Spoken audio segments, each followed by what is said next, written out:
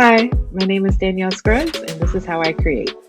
Welcome to This Is How We Create. Today on the show, we have Danielle Scruggs on the podcast. Danielle is a photo editor currently at Wall Street Journal.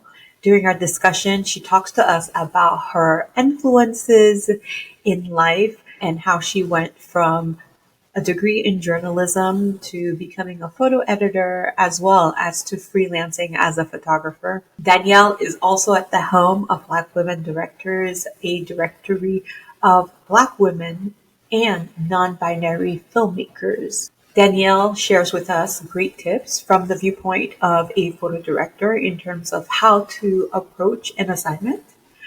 She also shares one thing that she's learned in life thus far that's completely changed the way that she relates to herself and to her work and the work that she does.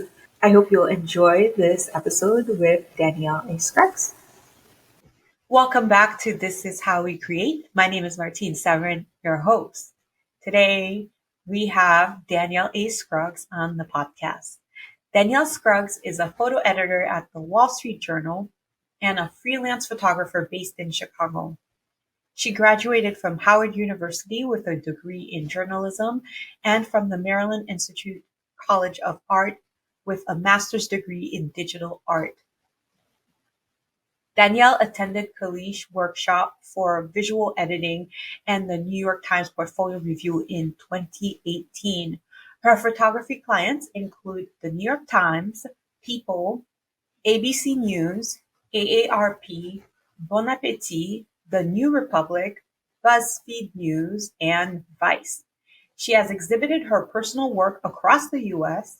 and has been an artist in residence at the Vermont Studio Center, Center for Photography at Woodstock, Bird Cliff, and the Waziak Project. She has written about visual culture and film for RogerEbert.com, Ebony, Teen Vogue, The Tribe, and other publications.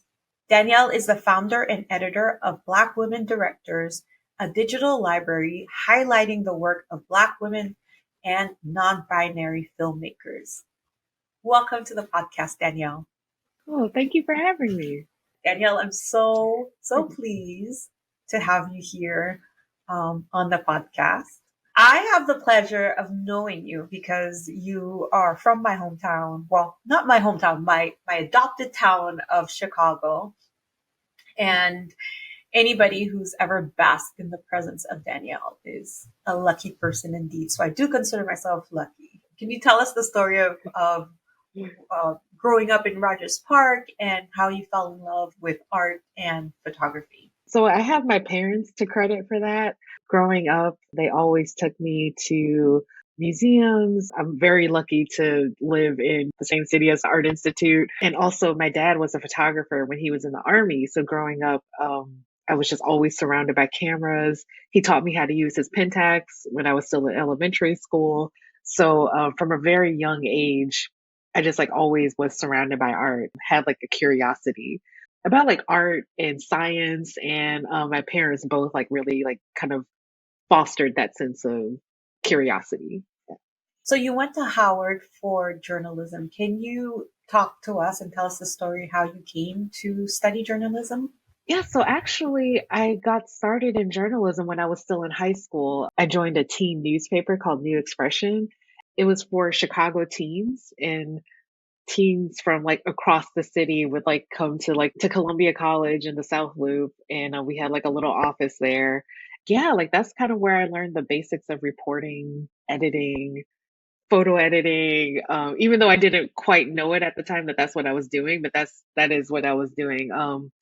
And so yeah, I kind of did like a little bit of everything there. Like I did photography, writing, copy editing. And so yeah, actually when I went to Howard, I was originally going to study to be a copy editor. And but I ended up having other plans. So but yeah, that's how I got my start in journalism. Why copy editing specifically? What was it about copy editing that kind of drew you to Howard? Or I guess If I think that there are very few 18-year-olds ascending into college who would know about copy editing. Can you tell us about that first?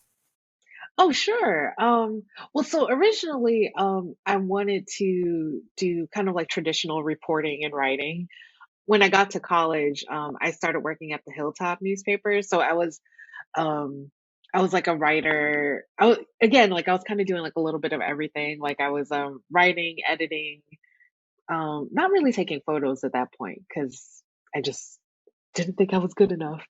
But yeah, with copy editing, I just really like the idea because like I just like love language and like I really love kind of like figuring out like how to put things together and like how to make things like how can I improve this or like how can I like sharpen this. So copy editing was something that I think it was like around my sophomore junior year of college that I thought like, oh, like that's something I could do. Like instead of going like the reporter route, like I could like kind of lean into like this like love that I had of like language and like figuring out like, oh, how can I like make something better, make something sharper, or make something like easier to understand. Can you talk to us about what a photo editor does? Because then I think that probably ties in really well with learning journalism and now being a photo editor. Yeah, so with a photo editor, kind of wears a lot of hats. So part of it is doing photo research, so like looking on wire agencies to like research photos that have like already been taken for like places like Getty, Associated Press, things like that. And then another part of the job is hiring photographers like to kind of like visually report on a story that like a text reporter is working on.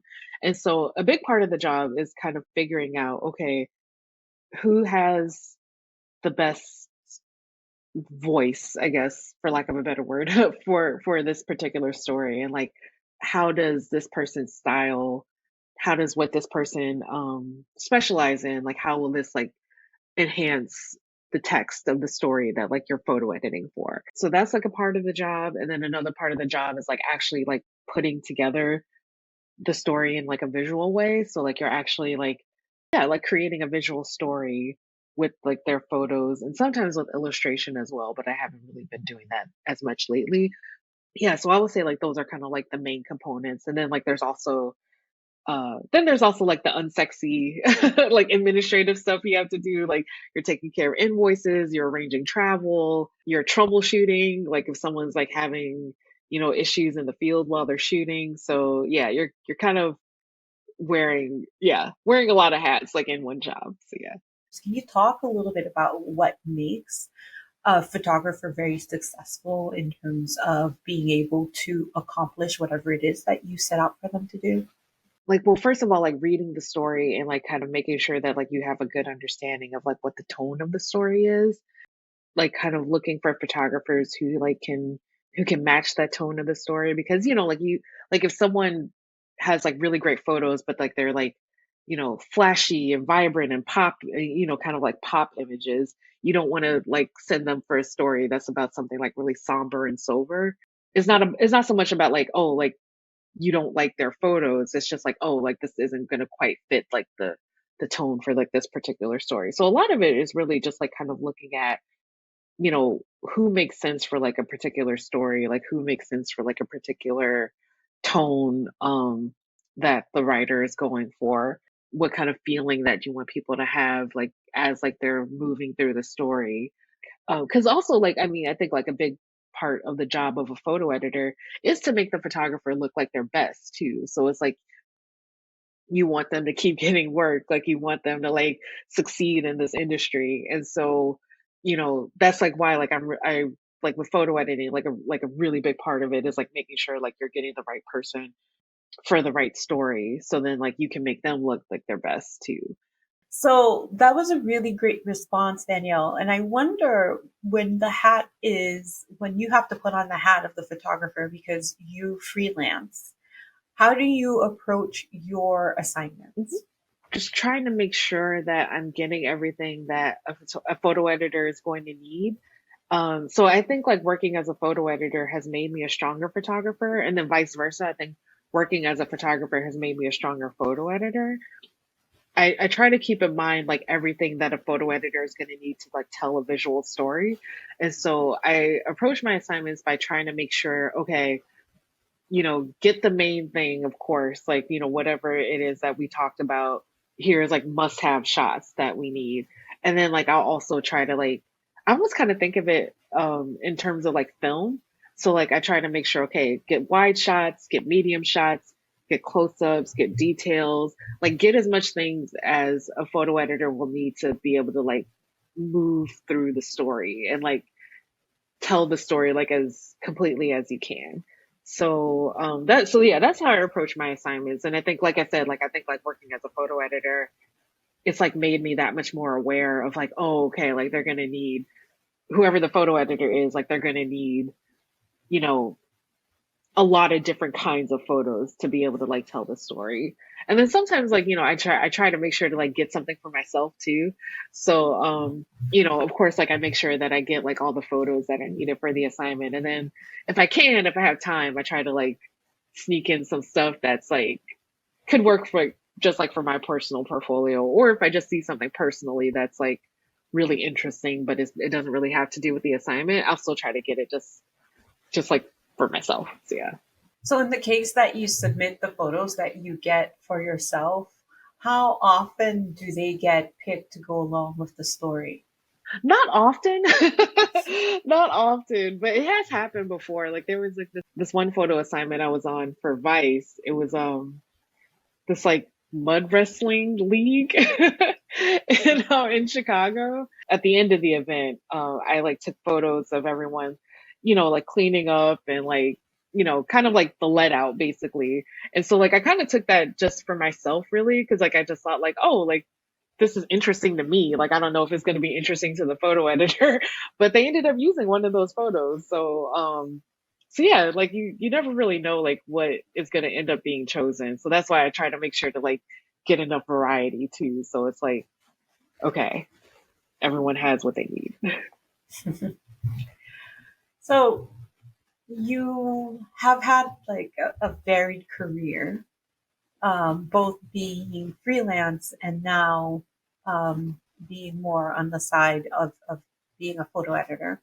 I'm wondering if there are some things that or either habits or skills that you've picked up along the way that really are essential that you've come to rely on for your continued success. Oh, I would say staying curious, like making sure to read a lot, looking at as far as like finding new photographers to work with, like looking at like a variety of sources. So like, checking out the cut lines like in a magazine that I'm reading, or um, if I see like a billboard or something, like try to research like, oh, who took that photo? Like that's like really interesting. That's actually how I found someone for an assignment that ended up like winning awards and everything, because like I saw her work on a billboard, and like I like did some research because I was like I gotta find out who took these photos, because like these are like they're not like typical like kind of commercial photography. It was like very like quiet kind of work, and I was like that's so interesting that that's like on a billboard. So like I gotta figure out who this is. So yeah, I think like a lot of it is just like staying curious, just like keeping an eye out for things. I think like that's like what's helped me be successful as a photo editor. And just like being curious in general, just like reading a lot about politics and culture, kind of knowing what's, I just like to know what's going on about things, like even if it's like frivolous things, I just like to know. So, and I think like kind of having that level of curiosity is like what's helped me. Um, I think like it's made me a stronger photo editor and photographer overall. One of the things about you that I recently learned is that one of your favorite films is Killer of the Sheep. Can you Yes. Oh my can you God. tell Charles us Burnett. about He's that like one of my movie? favorite filmmakers. It's about a man who works in a slaughterhouse, like literally killing sheep. It's really more about like LA life at the time, because it was filmed in, I want to say 76 or 77. And so you have like this really almost kind of like documentary kind of look and feel into what LA, specifically Black LA, like what it used to look like back in the 70s. It's just like this really beautiful, quiet film about a family and kind of all like the challenges that they face. But also not just the challenges, but also just everyday things that happen in their lives. It's really and it's shot beautifully. Like it's all in black and white. It's on 35 millimeter, I believe. I think like what I like about Charles Burnett's work in general is it's quiet. It's quiet, but it's really powerful. Like there's not like a lot of bombastic things happening in his work, but the observations he makes about family and interiority, I think is like just really beautiful. So he's one of my favorite filmmakers. Tell us more about your love of film. You are the person behind Black women directors. So I'm really curious as to all that, how it all came about. So I'm sure it starts with your love of film. Tell us more. I mean, I think it's just something that I've always loved. Like, going to the movies with my family, like used to be an event, like even, because I mean, I don't know how old or young your listeners are, but back in the day, um, like even just like renting movies used to be an event. So I don't know if anyone remembers going to Blockbuster Video and like picking out the movie and comparing like, oh, like you want to get that one, or which movie do you want to get? And getting like what I'm sure was bad for you popcorn, but it, tasted great.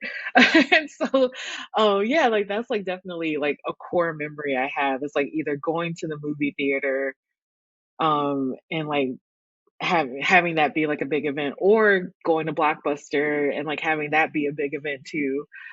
I just like love movies. Like I just love being kind of like encapsulated in a story for like a period of time. It's kind of like similar to reading too, like when you get kind of you're just like in the story and you're just like involved with the characters and everything. So it's the same thing with like movies too. Like you're just like, for like an hour and a half or 2 hours, you're just like immersed in this story. And then, and then of course, like I just pay attention to visuals a lot. And so I actually get a lot of inspiration for my photography from film a lot of the times. Like I'm like a lot of times, like I study like, oh, like this is like how they decided to frame this, or like, oh, like that's a really interesting lighting choice. Like I wonder if I could like try to recreate that. So I mean, I definitely am not successful at it all the time, but just like taking inspiration from like kind of like looking at framing and like looking at like, oh, like this is like a really interesting way that they like chose to like frame this person or frame like this landscape or something like that. So yeah, yeah, love film. So Black Women Directors is a digital library of that highlights, as we mentioned, both Black women directors as well as non-binary filmmakers.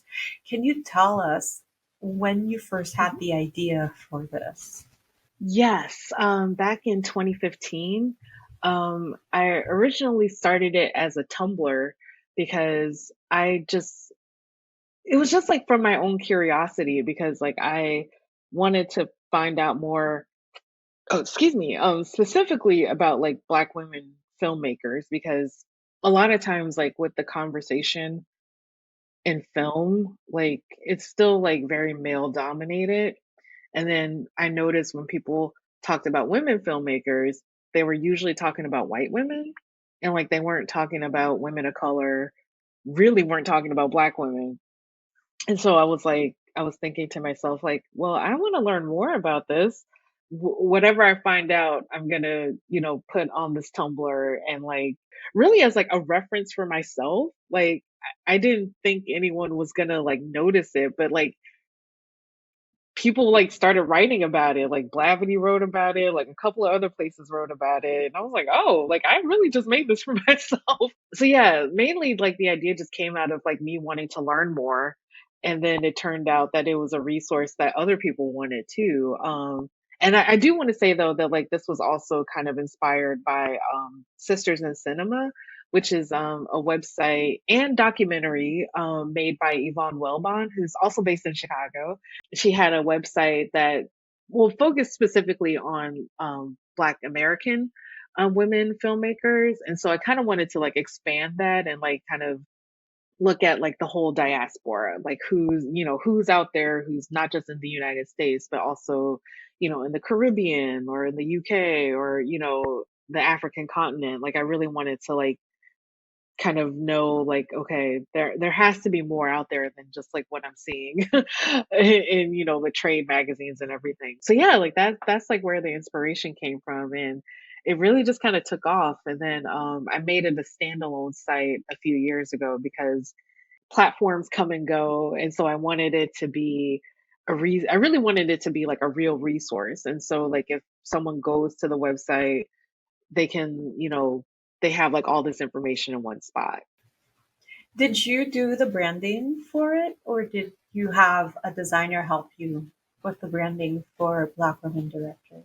Oh, I worked with the designer. Yeah. I worked with Sarah Stress, part of Good and Ready. And I worked with her to create like a whole new look and feel for the site because I really wanted it to kind of convey like authority and like convey that, this is again, like this is a resource that people can go to and, learn more about Black women and non-binary filmmakers. We collaborated and she came up with the branding. I love it. So I'm really happy that the site looks a lot closer to like you know, what I always wanted it to look like. I just didn't have I just didn't have like the design skills to do it myself. So yeah. Oh, it looks really wonderful. It seems to have a very definitive voice and, like you said, very Mm. authoritative in what it does and the people that it is highlighting. Danielle, I would love for you to share with us about what you have planned for Black women directors in the future. Yes. Well, I really want to get into film programming. I'm not entirely sure how to do that, but that is something that I would love to do. Just like put together a program of shorts by Black women and non-binary filmmakers, or um, kind of like program like a part of a festival that like focuses on work by Black women and non-binary directors. Because something that I've learned from doing this is that there's just such like a diversity and variety of like the kind of work that is being put out by Black women and non-binary directors. You have like animation, you have like drama, you have sci-fi, you have romance. Like there's just so many different things that are being that are being done, and like there are different styles, different approaches. And so I really want to highlight that like everything isn't just the same. You can't just like kind of glob everything together and say like, oh, this is a movie by a Black woman. It's like, no, like there's like such a variety. Like there's so much diversity within that one group. So like let's let's show it off.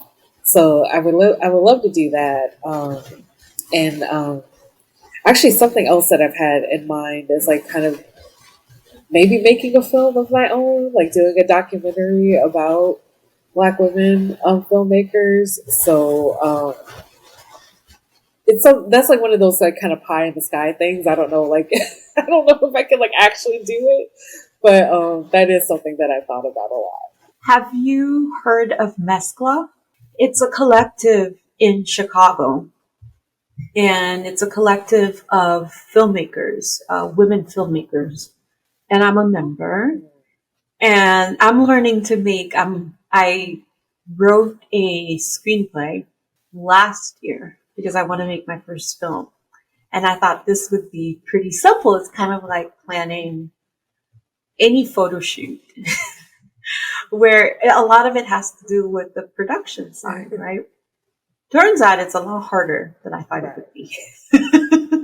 But it's nice to be very naive, because when you're naive, you can do things. Because if you really understood how hard things are to Mm. do, then you would never start. So I'm still in my naive phase.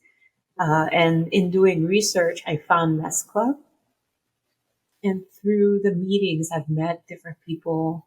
And there's one person in particular that I will connect you with. And her name is Cindy, and she's a producer here in Chicago. And she's helped me produce some photo shoots.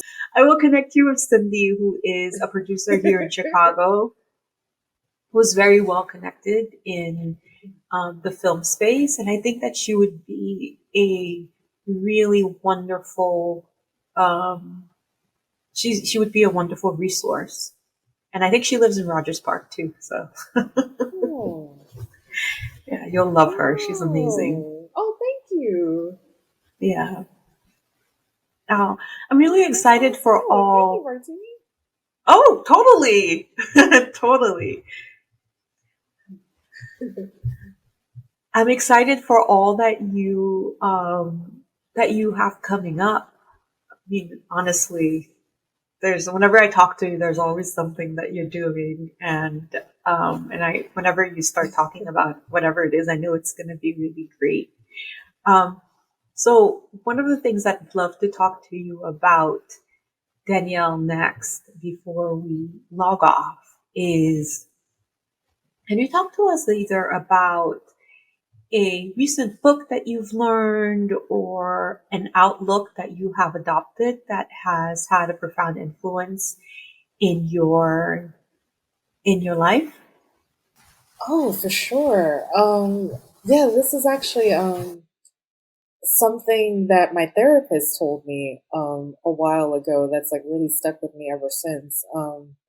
Because I recently had a professional experience where I kind of feel like I just face planted. Like I just felt like I did not do a good job. Like I failed. Like this is bad. Like I'm bad. Like it was just I was like kind of spiraling.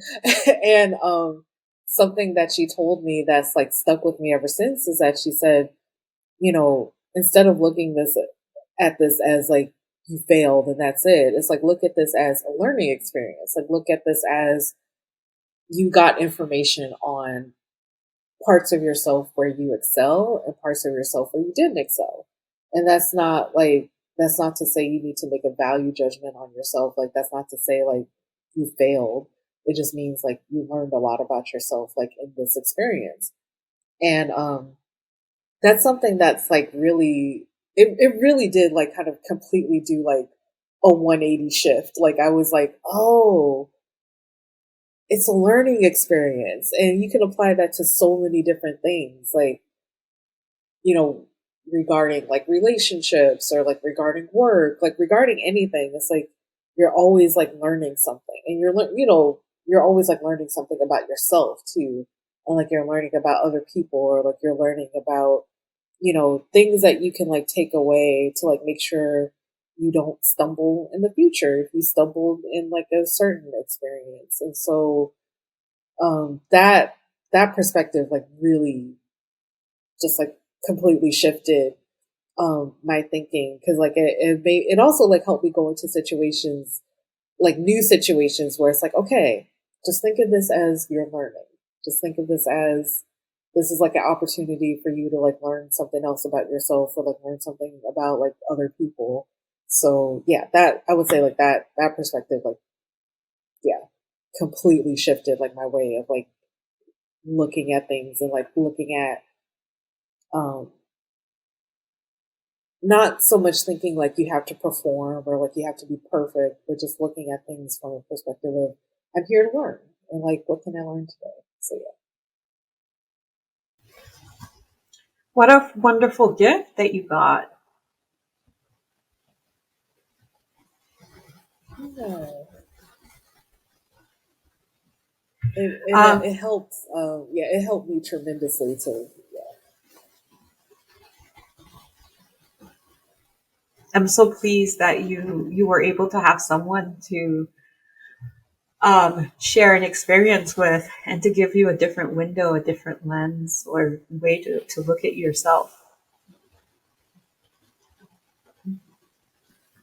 exactly. So Danielle, we talked about what is next for Black women directors. I'd love to hear what's next for you. What are you up to?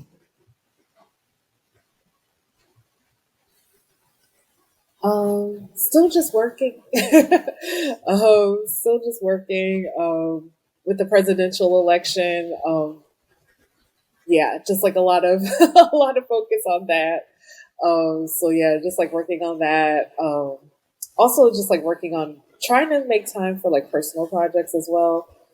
There's like this project that I've been working on um, about my family, and like I've been like finding all kinds of like census records and everything, and I I'm still trying to figure out exactly what I want to do with all these materials because I have like all these old photos, I have all these old records, and so I'm still trying to figure out like how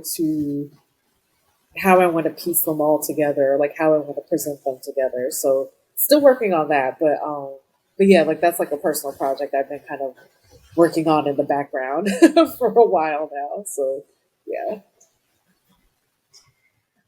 Well, then I think you'll really love talking with Cindy because she's Filipina and the project that she's working on, she's making a film on the life of her father. And she recently went to the Mm. Philippines and I think she spent a few months there as a filmmaker, learning and going all around. You'll really love talking with her. Oh, wow. Oh yeah. I'm really looking forward to that. Like that's yeah, and that's amazing too to be able to like do a project like on your family because like that can be kind of difficult to do. So that's like really yeah, like that's really cool that she's like pursuing that. Well, Danielle, thank you so much for joining us. I really enjoyed talking with you, even with the technical difficulties we had during this episode. Thank you for joining us. Oh, oh, thank you for having me.